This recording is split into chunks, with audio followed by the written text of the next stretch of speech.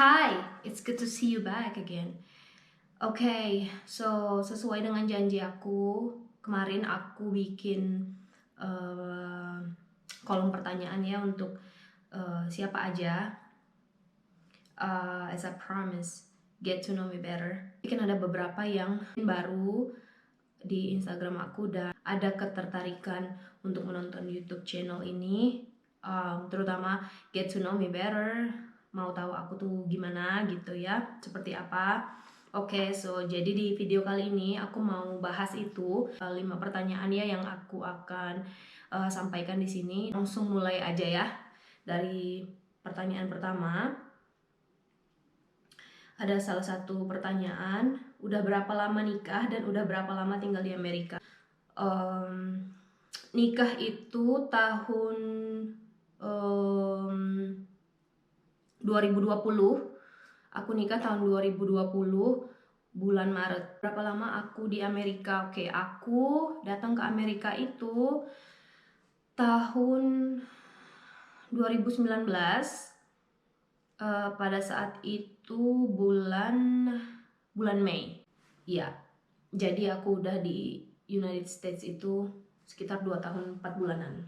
Kemudian ada pertanyaan lagi, kapan pulang ke Jambi? Karena aku asalnya dari Jambi. Aku nggak tahu sampai sekarang juga aku nggak tahu kapan aku pulang. Mudah-mudahan kalau doa kalian panjang, doa kalian didengar oleh Tuhan Yang Maha Esa, kita nggak dikarantina lama-lama. Misal tahun ini kita nggak dikarantina lama-lama, palingan 3 hari ya mungkin aku pulang gitu. Kemudian ada yang nanya, what is your highest education level? Jadi pendidikan tertinggi aku itu bachelor. Ada juga yang nanya resep nasi goreng. Aku udah post di Instagram story aku. Bikin nasi gorengnya, terus bikin video, kemudian tag aku, nanti aku repost. Semoga kalian suka. Pertanyaan selanjutnya itu, katanya Anda dulu tinggal di Meksiko, bisa Spanish? Ya, dulu waktu aku tinggal di Meksiko selama 1 tahun itu, ya aku bisa bahasa Spanish. Ya sekitar mungkin 75% sampai 80%. It took time for me to learn, but I was a fast learner. Tapi pada saat aku pindah ke sini lagi, ya kan aku nggak pernah ngomong Spanish tuh, sedikit-sedikit aja. Cuman kalau ada orang ngomong Spanish tuh, aku overall aku ngerti apa yang dia maksud sampai sekarang ini. Terus nih ada yang nanya gitu, apa pengalaman terburuk kakak selama di Amerika? Inilah aku mau cerita ke kalian semua. Kalau pengalaman terburuk aku sampai saat ini itu susah aku mau memulainya dari mana. Aku langsung merinding. Aku experience sexual assault, kejahatan seksual dari orang lain yang aku terima pada saat itu.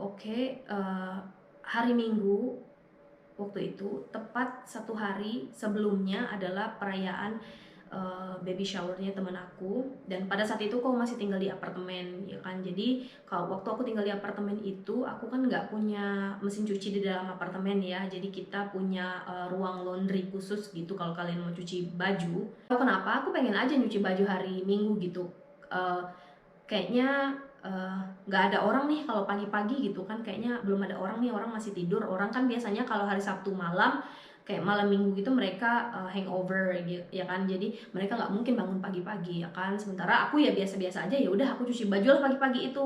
Nah biasanya kan aku ya biasa aja, aku berpakaian biasa aja pada saat itu, nggak dingin, jadi aku pakai short, aku pakai t-shirt ya biasa aja gitu, aku dress biasa aja. Aku cucilah baju aku masukin bajuku ke washing machine-nya ya kan, aku masukin. Nah itu kan ada waktunya tuh sekitar 36 menit. Aku set alarm 36 menit. Setelah itu kalau alarmku bunyi, aku balik ke laundry roomnya ya kan.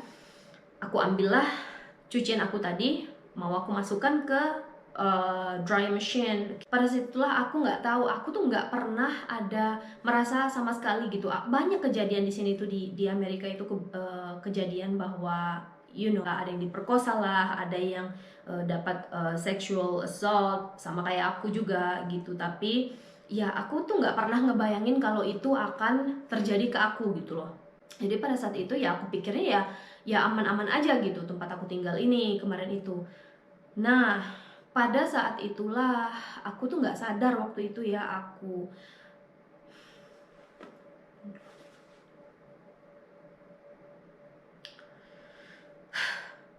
masuk ke aku masuk ke ruang laundry itu. Aku tuh nggak dengar sama sekali ada cowok yang ngikutin. Itu tuh kejadiannya tuh kayak gitu loh, kayak gitu kejadiannya tuh yang kalian tuh nggak pernah duga-duga, nggak pernah kalian kira-kira. Masuklah aku ke dalam laundry room itu, mau aku ambillah pakaianku ini tadi, mau aku pindahkan ke dry machine ya kan. Nah pada saat itulah aku tersadar kalau ada yang ngikutin aku dari belakang. Itu cowok. Perawakannya aku nggak bisa bilangnya perawakannya nggak gitu tinggi, rambutnya hitam semua, cuman dia pakai mask yang kalian tahu, yang kalau mask yang dari sini itu yang kalau ditarik begitu loh, yang begitu kan yang sampai sini. Dan aku tuh nggak tahu, I have no idea, dia punya mata juga hitam, bola matanya gitu, which was not bule ya kan.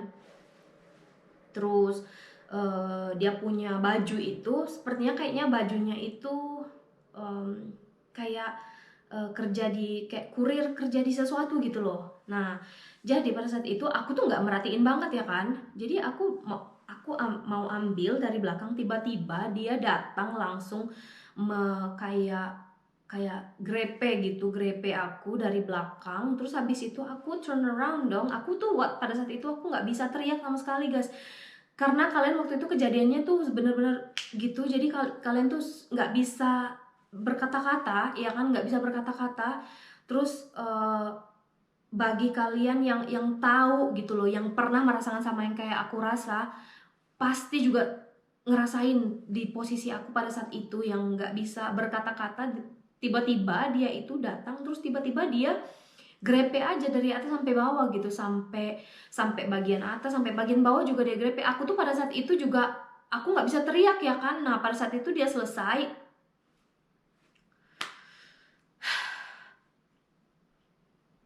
aku nggak tahu kata yang tepat gitu untuk menjelaskan ya. Setelah dia melakukan itu ke aku, aku langsung teriak dong. Aku kan nggak tahu tuh, aku merinding. Aku teriak gitu loh. Aku nggak tahu apa yang mau aku lakukan kan. Aku bergetar, badan aku bergetar pada saat itu. Terus setelah dia lari, aku baru teriak gitu loh, tolong gitu. Tapi help, aku bilang help gitu. Tapi kayaknya cuman sekali aja. Terus aku lihat dia lari kemana gitu kan, ke daerah building yang lain. Terus aku lari, aku langsung teriak, pokoknya kayak orang gila gitu loh. Kata suami gitu, aku tuh kayak orang gila. Terus dia bilang, ada apa gitu. Kenapa? Aku nggak bisa, aku gitu. Pokoknya aku tuh begitu aja, begini aja aku tuh pokoknya di dalam kamar itu, pokoknya aku begitu aja. Terus aku nangis, terus aku teriak-teriak, terus aku nangis selama mungkin ada sekitar 20 menit sampai suami itu nggak ngerti gitu loh. Suamiku tuh yang kenapa sih, ada apa gitu loh, ada apa. Terus setelah itu tuh aku barulah aku bilang, somebody touch me, aku bilang gitu, somebody touch me, somebody touch my this part and this part. And then dia langsung histeris, dia langsung teriak. Dia ambil kunci mobil, terus dia nyetir. Jadi dia pulang waktu itu sudah mungkin hampir sejaman dia pulang. Terus barulah aku agak gimana gitu, tapi aku masih nangis pada saat itu, aku masih nangis. Terus dialah yang mencoba menenangkan aku. Terus masih inilah, pokoknya dia telepon manajemen apartemen, tapi kan nggak bisa karena kan hari Minggu. Jadi dia harus nunggu besokannya, hari Seninnya dia harus telepon kan. Nah ya pada saat seharian itulah aku nggak tahu mau ngapain. Aku hanya diam aja, aku diam. Kita tuh kayak orang biasa gitu ya, diam. Setelah itu makan gitu ya. Terus tapi setelah itu nanti nangis lagi gitu. Terus diam gitu. Terus ntar aku nangis lagi, terus aku begini. Terus pas suamiku datang gitu ya, datang ke aku terus coba mau peluk aku tuh langsung yang jangan dulu gitu, kayak yang trauma gitu loh. Aku tuh yang trauma, yang bener-bener trauma banget, yang aku tuh nggak bisa lupain gitu pada saat itu. Jadi Butuh waktu aku sekitar 2 sampai 3 hari untuk kembali normal, untuk memproses semuanya itu terjadi ya ke aku gitu loh. Dan aku tuh pada saat itu tuh aku sedih, ada marahnya juga, ada kecewanya juga, ya pokoknya campur aduk perasaan aku itu. So ya itu pengalaman terburuk aku, dan kalau ada yang bernasib sama, kalau ada yang berpengalaman sama seperti aku, um, it's okay, you will be okay, everything's gonna be okay. Aku tahu kamu akan baik-baik aja. Pokoknya jangan terpuruk gara-gara itu, karena kalau aku bisa, kamu juga bisa gitu loh. Aku bisa kok happy-happy aja gitu. Terus jangan merasa kalau kamu sendirian gitu. Jangan merasa juga kalau nggak bakal ada yang mau sama kamu gitu. Pokoknya guys, dari million people in the world pasti ada yang menerima kamu. Dan bagi perempuan-perempuan di luar sana, aku harap kalian lebih berhati-hati, apalagi kalau kalian bermotoran, kalian bermobilan ya, dikunci kalian itu bawalah kalau bisa paper spray. Kalau terjadi apa-apa segala macam, kalian bisa semprot ke mata orang itu gitu. Pokoknya kalian harus lebih aware, kalian lihat tas-tas kalian, karena kita nggak tahu mereka ngikutin motifnya apa, ya kan. Pokoknya perhatikan benar. Kalau kalian udah di mobil, gimana pun, seaman apapun kota kalian, kuncilah mobil kalian itu. Jadi itu aja pesan aku. Ketemu lagi di video aku selanjutnya, oke? Bye bye.